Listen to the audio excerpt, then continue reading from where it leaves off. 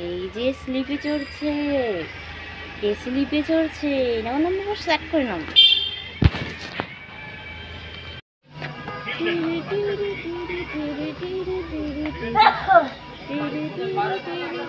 এদিকে এদিকে না, এদিকে এদিকে এদিকে দোলনা চলো, দোলনা চলো।